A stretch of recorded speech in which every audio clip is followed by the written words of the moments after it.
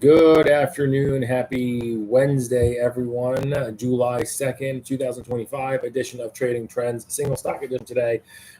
New all-time highs for the market. We'll get into some single stocks. We got a really good one today, looking at big moves from today. And of course, for the entire year, let's get into it. New all-time highs for the market, led by financials today. New and old school, new all-time highs for JP Morgan, Wells Fargo, Robinhood. Hold on, let me just make sure I misspoke on the JP Morgan, Wells Fargo, and then you also had Morgan Stanley, Capital One, American Express, Goldman Sachs. Really, financials led the way today. Let's get into the doc, and I'll show you what's going on. Hopefully, everyone's getting ready for the 4th. Early close tomorrow. Don't forget a nice little show tomorrow at 1 o'clock, wrapping up the week, ETFs. But today, like I said, single stocks edition. Here we go. I think there's a new Superman movie as well out next week. Hopefully that's good. But market feeling like superheroes. Everyone making money. New all-time highs today. 6,200 in the SPX. Today, Wayfair, Marathon, that old Bitcoin hedge miner, and Verint all jumped at least at 9%. Some as many as 13% and more. We'll take a look. And then Centene, a healthcare name, collapsed 40%. We'll take a look. A lot of volume today in that. And new all-time highs, like I said, in the broader market for SPY, led by new all-time highs for the XLF. Let's go into the dashboard here. Boopity boopity bop. Okay. So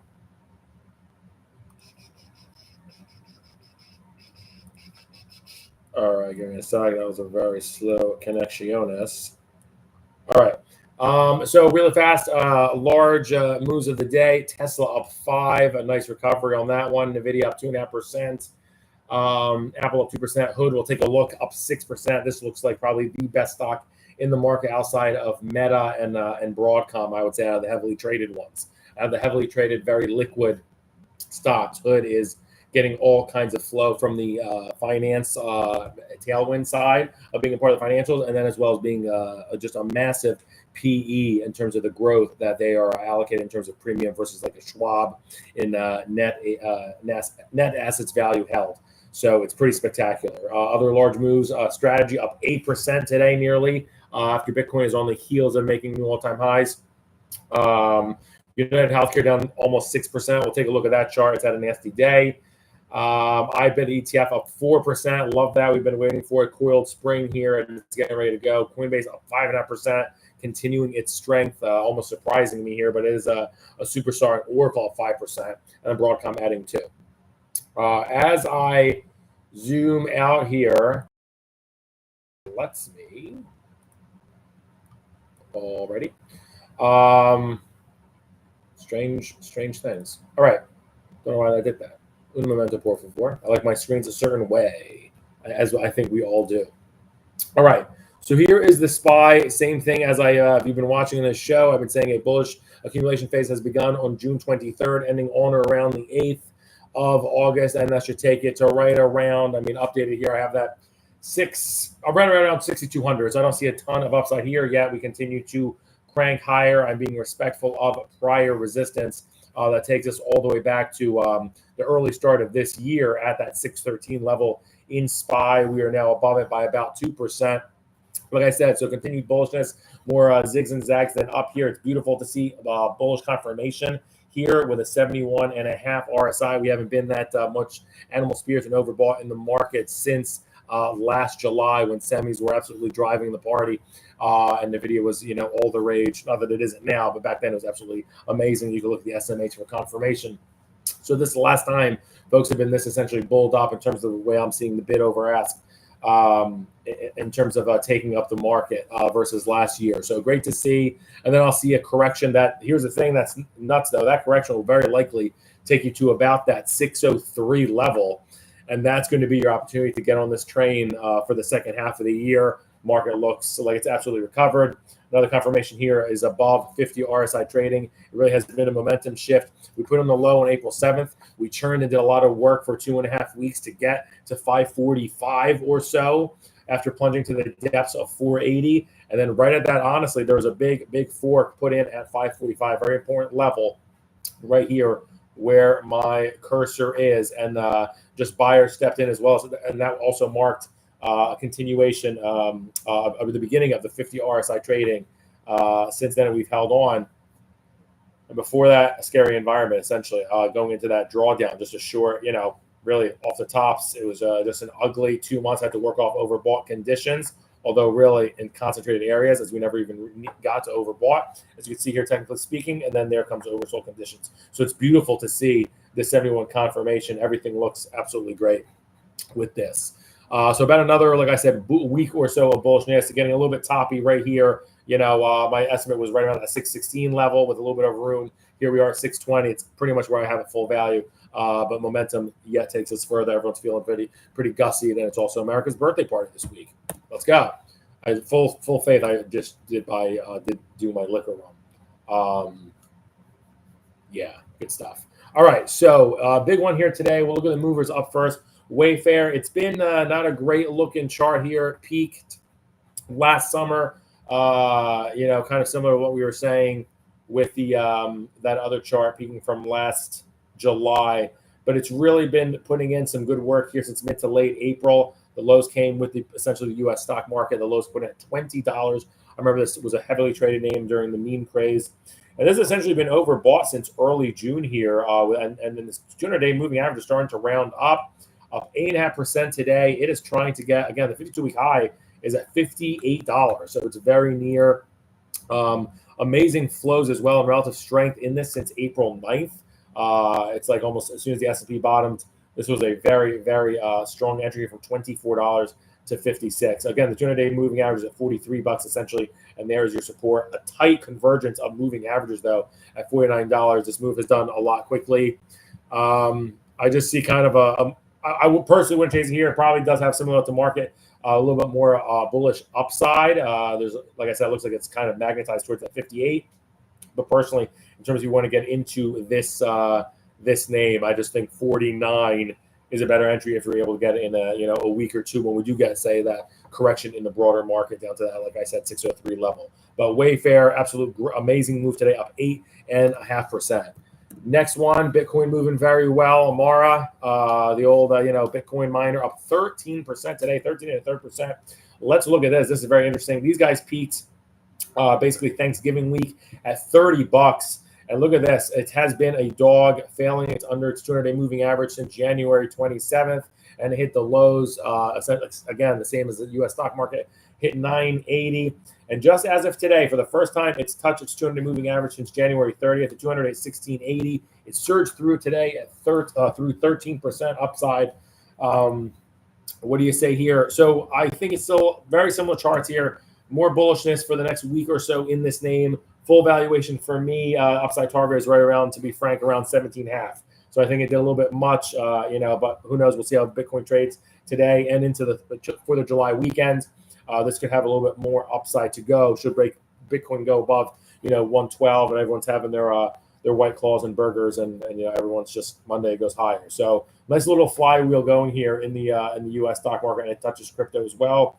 I think, like I said, another look at the next resistance levels on this. I mean, I don't think so. It could get to 21, but I still think that'll take at least several weeks. This has been a huge move from $14 to $18. I think it's got to breathe a little bit. And 200-day moving averages, to me, are something to be contended with. Just another thing to note for the bull side, this traded from 1588 today on the low side all the way to 1784, and it closed 9 cents off of the high. So great looking candle. Looks like to me it does kind of want to get towards that $20, $21 level. We'll see. But the next, I personally want to get into this at like 15.5.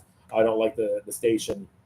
It looks like the train left the station here. This thing's been essentially touching 15.5. All the time since May 12th.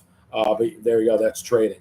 So Marathon, a big day, up 13% if you were in that one. And then Verint Systems, up 15%. This is a big one that's had a lot of volume today as well. These guys are a software name, $1 billion name, so not massive. They do customer engagement solutions, but this one had this one's trying to get 200 moving average. You got to Kembade yesterday after touching it, and now a nice looking candle here. Boom. That 200 is there though at 22.30. Again, probably a couple of more bullish days here based on this momentum. It probably does get magnetized towards that 22.30 or so. And then to me, that would be the sell signal. And that would probably head down to 18.5, in my opinion. If you need something potentially to protect you into the next, market sell-off, and you want to sell something that hasn't overall looked well, but has sprung massively in the past week with potentially froth. So Verint was a name I would look for. I don't think it continues personally. All right, let's look at this dog here today. Centene, the biggest loser of the day. New 52-week lows today, and the biggest loser of the week in the U.S. stock market. Yikes! This is a pretty massive. I'll give you the market cap on Centene. I know them; they're a massive healthcare provider, a $28 billion company. Although I guess less today, about 14ish or so. These guys do $170 billion in revenue a year. Their healthcare enterprise provides services. They operate through Medicaid, Medicare, etc. I was quickly reading that they're having 40%, or rather, that's how much they were down. I was reading they had a significant enrollment drops with Obamacare and significant issues in that area, as well as rising significant costs. So, not much you need here in terms of technical analysis. But I mean, these guys peaked last year in September, right around Labor Day, at $81. The 200-day. Look at these pretty tags here. It happened here in April. Touched it. Too heavy. Did it again in May, too heavy, and then it even tried to do it here, although lower lows. This looked like the staircase of death, and boom, 52-week lows oversold, 16 RSI, which basically matches its bearishness, although it actually undercuts it from October, and it just continued to go lower. So don't like this one. This needs some time to recalibrate. Let me zoom out. This is a max chart here. So Centene, the same in valuation as it first uncovered in 2015. So essentially lost 10 years of value, or went back 10 years of a market cap for their shareholders as of today, completing this move from their tops, going all the way back, from 2022. So quite a ride for Centene. I bought the liquor. I didn't break into it. Take it easy. We'll stick with the healthcare. Oscar down 18.5% today. This thing got clobbered as well. This one's been a pretty good-looking chart. Overall, at least a little bit more stable. They peaked last September as well, about $24. 200 days here at $15.71. Overall, has tried to keep above 50 RSI trading, but coming off the lows of late April, these guys touched $11. Peaked recently at 22.5, and now a big candle down, as I said, down 19% actually. Yeah, this looks bearish for me for at least the next 2 weeks. I think this wants to potentially visit right around. I think it does go below the 200-day moving average. I would say it gets into this traffic area here, somewhere between 14.5 and 15. But I would say this is the beginning of the move, and this continues to go lower. I don't think it holds, and it's actually 48 RSI. I think it continues to go lower to about potentially that 43-ish area, and then buyers step in, and it probably equates in terms of price right here with about a 14.75 level. But do not like Oscar for the next 2 weeks. This looks bearish if you need some more downside protection in up into the right market. And then again, healthcare again, they slammed it. Unitedhealth down 5.5%. Let me guess if this is the same looking chart. Of course, we all know Unitedhealthcare, monsters, $300 billion company. The chart, to be honest with you, so again, these guys were down 5.5% today. Pretty big move. I do 15-day cycles kind of on everything, but again, if you put it on a bench warmer versus an SGA, you're going to get different results of what they can do. So I kind of had a calculation here that started about here, and it doesn't have anywhere near 15 days of strength in it. So this, to me, remains heavy. I still think potentially buyers step in and they try to take this to about 320 to 325 over the next 2 weeks, but a tough tape for Unitedhealthcare, and this thing seems to be pretty magnetized towards about that 310 level. So to me, kind of range bound. It's kind of hugging right around 310, give or take a couple bucks, and they want to take it to 325, and then that's your sale. And then several significant levels. If you want to think this is actually recovering, it's got to close in above 345 for at least a week. It's got to fill this gap, get to 375, and then it would sustain around 480 and fill this earnings gap, going back to April 17th. So a lot of work to do for UnitedHealth. This is a component of the Dow, one of the things that, kind of holds that index down from time to time. Breathe. All right, top 3 gainers in the past 5 days. If you have a ticker or something, put it in the charts and whatnot. The best place to be in the U.S. stock market this week out of actually, heavily traded stocks, Nike up 25.5%. Let's take a look at this because this is actually a pretty fascinating chart, in my opinion. Of course, we know Nike, just do it. 300 or let me get an updated market cap for these guys since they give LeBron so much money. It froze my computer. They give him so much money. Oh my gosh. So as that loads, so as you can see, the 200 moving average still sliding lower. Look at the many times it's happened. 52-week high last year in September at $98.50. 200 days still sliding, and then it did it for 3 days here at the end of February, and now it's got something going. They had a huge lift, up a 16% day or 15% day on earnings last week, which was a lot of this move, and then it's $76 as of today. So what do we think here as of today in terms of the levels?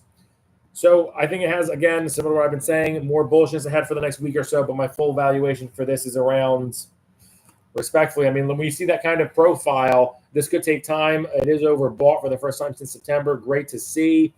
There's a convergence of moving averages at 64. I'm not sure if everyone is convinced yet. Every day that it holds above $71 or above $72 is very convincing to me. So I want to see how the candles, I want to see how the rest of the week and next week develop. If this is indeed a turnaround story, it does look promising that it's cleared a massive hurdle above $72. But again, this has been a weak story for a couple of years. I need to see at least 3 closes above the 200-day moving average, above 71.66. Otherwise, this thing could drop to 64 over the next month fairly quickly. Next, the second best, but it is the best place to be in the U.S. stock market in the past week. Pretty remarkable. Number 2, SEDG. This was my perpetual put spread last year, and that will tell you why, because it's down and to the right, which is what we like to see if you're short. These guys look like they're almost going to go to business. Essentially, these guys now are a $1 billion company. Used to be much, much larger. The 200-day, though, I will say they are starting to hold above it essentially since May 8th. So trying to put together a recovery there. The 200-day moving average actually is even rising now at 1623. It is getting into an area that it's struggled with several times this year, that $24 mark. I think it's having relative strength breakout of sorts. I can't believe I'm saying it. It's got good flows too and relative strength versus the SPY in the past month. Small sample size, I know, but still promising. This looks like it wants to get to about 25. I can't believe I just have a positive call on a solar stock. I have had that literally in the past year. So that's amazing to see. And that makes different senses stand on different parts of rotation across the asset complex. So it's pretty remarkable that a piece of crap like this is getting extended above a 200-day moving average. Pretty remarkable. So yeah, I think this wants to get to 25 over the next 1 to 2 weeks. Pretty wild. As I zoom out here, again, this thing was a performer. Let me go to a 2-year chart. And then, oh my gosh, what a collapse. Yeah, this if it really gets going again, this could go, a double from here, but it's going to take time and really strength of the space. I'm not so sure it's there yet. But SEDG, more bullish as ahead. I do think it gets to new, 6-month highs. Crazy. And then, of course, probably the best stock in the entire stock market, Robinhood, new all-time high today, up 19% this week. So Nike, number 1, up 25.5%. Number 2, SEDG, up 23%. Robinhood, up number 3, up 19%. New all-time highs. These guys have been essentially standing room only to bid up for this stuff since October. Since before the election, these guys have enjoyed significant periods of overbought, except, I will say, an ugly period from February 21st through April 21st. Everyone was exit, get me out of here, and I'll ask questions later. But now, new all-time high on these guys. It's remarkable. They have $3 billion in revenue and yet an $82 billion market cap. I think it's kind of plateauing here. I wouldn't chase this person right here. My full valuation on this is right around $92. So a very impressive looking candle here. I do think this comes to rest at some point. But look at this, just absolutely not just above 50 RSI trading. This is above 65 RSI trading since May 7th. So this has been the belle of the ball for almost 2 months. And in terms of spot, that's $58 move to a $98 move. So obviously watch the option chain. The calls are going to be absolutely pumped up because it's baked in the stock that this thing almost adds 10 points if you just blink. So absolutely remarkable. Again, the 52-week low on this guy was $14 during Yenmageddon. It's 98 today.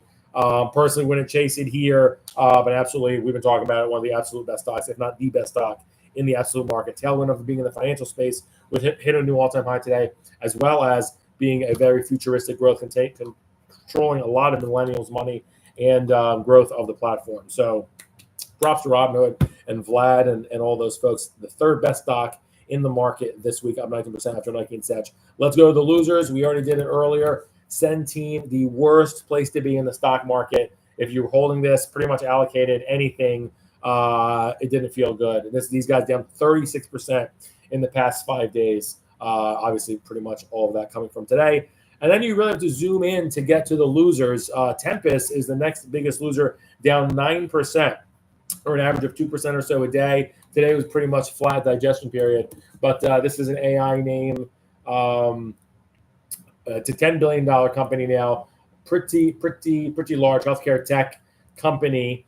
Yeah, I think these guys are going to try and base. I'm not so sure if the bearishness is done here. It looks like to me this still wants to get a little bit closer. There's a little bit of volatility in it. I think this wants to get to like $55. I don't think it's done. But this has been the second worst place to be. Just take note, just a few days ago, this was up here at $69, and now we're trading $59. So a big drop very quickly. Big drops too. It was a down 3%, down 4.5%, down 6%. Yesterday or today, digestion day, down 40 pips, which is essentially flat. 200-day moving average is rising. Your support's here at 53.5. Give this some time. I think it needs time to base. Also, these guys peaked on Valentine's Day at 86. So pretty crazy chart. There are better in the market than this, in my opinion. But second worst place to be. And of course, everyone's also favorite stock, a Palantir, down 8% this week after putting in all-time highs at 148. And look at that. You didn't get that bullish confirmation. I said no matter who you are, Poland ETF, super microcomputer, sugar, futures, doesn't really matter. It really is very convincing that you get a fall off very quickly because it wasn't a great, powerful, confirmed thrust. And so from there, immediately as I see that, and the RSI that day was 65, that is not great. For Palantir, you want to see something like, honestly, 75 would be, acceptable, respectable. Right from there, I would think a drop to 135 was granted, warranted, and exactly that's what happened. So now what? This is still an absolute superstar, and we'll highlight it later. It's actually the fourth best stock of the past year, so we won't zoom in on it when I do the top 3 trades of the past weeks of the past year because it's number 4, and 4 is outside 3. This still is going to come in. I think next week is not super kind to it. I think this wants to continue to come in right about to that 125 level. I think it might surprise some people. I do think there's a little bit more downside, not a ton much, but about another $7. Like I said, this has been down 8% for the past week. I think a little more downside, and that's going to be your entry as well. If buyers step in and they take it to about 135 in a hurry, it wouldn't shock me either. But I do think this has to pay the piper a little bit more, coming off of their all-time highs just last week. So it'll zig and zag, still above, largely hold above 50 RSI, which it's done since early April. Absolutely spectacular when it was trading $88. So one of the best. This is in the neighborhood of a Hood, Palantir. These guys are the heavyweights. All right. Oh, man, I need like a beer or something. Okay, so top 3 trades of the past 5 days. Short Centene. That one was, come on. Long Nike, long SEDG. Those are 3 best stock trades from actually traded stuff, not dog with hat and meme coin and Doge and whatever nonsense. Okay, top 3 trades of the past 52 weeks. Always love this part of the show. I actually really went into the hood today and really found stuff that was been trading for the past year with some volume, not just stuff that traded in the past 3, 6, 9 months. Not a huge fan of those flavor of the week, flash in the pan type stock. So the best stock in the entire market over the past year, a $16 billion company now, is Rocket Lab. They're in the space system solutions, aerospace and defense section. They make about $500 million in revenue a year. The chart is absolutely beautiful. Bottom that Yenmageddon at $4.50, hit new all-time highs yesterday at $38. and today up 4%. Absolutely just stupendous chart. It's had a very nice 2 weeks, so I'm personally not going to chase it here. It's the best stock in the United States stock market, and I include ADRs and such. Just absolutely amazing. I would look for an opportunity. I would step back personally and think that this visits around $30 to $31. That's going to be your opportunity to get into the best stock. It's going to continue, I believe, for the rest of 2025.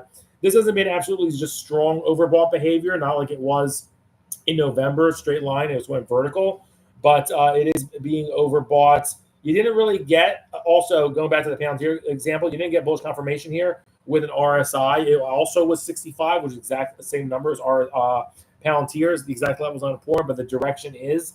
It just makes me believe, I'm not shocked that this wouldn't visit 30.5 in the near-ish future in about 2-ish weeks. And that's going to be the opportunity because the target's still going to be to that $35 to $38 level. So potential gift in Rocket Lab. Can't preach it enough. Pound the table. Rocket Lab, best stock in the U.S. stock market, and we're at all-time highs. So in the needles and haystack, and you find a diamond like this, you got to go. Speaking of you got to go OKLO. I recommended this a week or two ago. I will look at it in my notes here, actually. And I said this one's getting ready to go. This is the second best stock in the U.S. stock market. Rocket Lab is up 674% from last July 2nd through today. 674%. Second best is OKLO, up 540%. So a little bit behind. These guys are a $7 billion company. There is no revenue for these guys. So kind of a different, allocation plan, if you will, in terms of, business performance. Rocket Lab is making money. They're, billions and billions of dollars in terms of market cap. These guys are very, speculative, and they do, nuclear waste into reusable fuel for reactors, fission power, and all that. So $7 billion company. It looks like an oversold buy here. I think this guy. So I talked about it. Let me go on my notes here. I talked about it. I also had a couple messages from traders here. I believe it was June 9th. I put out a note to buy around $44. So let me see this here. June 9th. Right here, I said buy $44. Oh, that was amazing. So here's the thing, good and bad. It did go in the next couple of days to $73, new all-time highs. And again, you had a weaker, look, right here, new all-time highs. The RSI, though, is just 72. That's not bad, but I want to see a little bit more strength. I want to see the same all-time highs get to 84, where it's been, since October and in May, etc. Instead, right there, immediately, my spidey senses are saying this could get to 52. What does it do? It gets to 51.5. My signal there, or my note, was to buy at 44 there. I think this thing is a gift if you buy it under $54. And this target might take a little bit of time, but 2-3 weeks, I believe this is headed to at least $55. It should recover that before it tries to recapture. This thing's volatile, $68. So be on the lookout for this. And this is OKLO, the second best performer in the stock market from last July. You got to give it a leash. And in terms of RSI and sentiment being a little bit washed out, it hasn't traded this low in RSI since it's basically tagged the 200 moving average in April. So you kind of like to see that. It touched 74, and now it's lost all that in just 2 weeks. So you're getting an opportunity into an absolute superstar. And then number 3, up 510%, just behind OKLO, IONC, a computing stock. I believe these guys are out of People's Republic of China, or am I wrong on that? Not positive, but they do quantum computers and networking.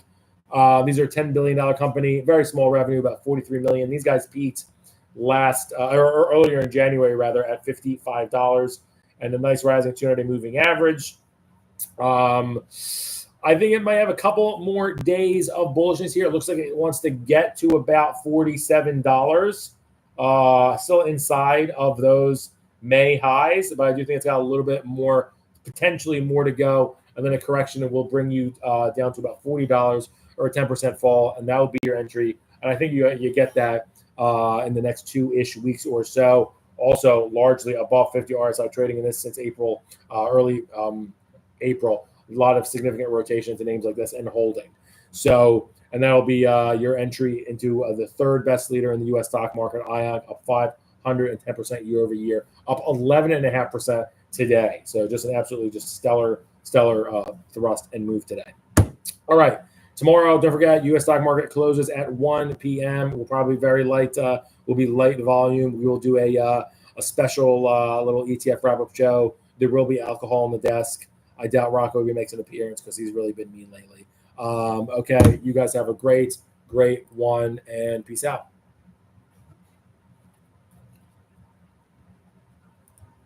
All-time highs, yeah.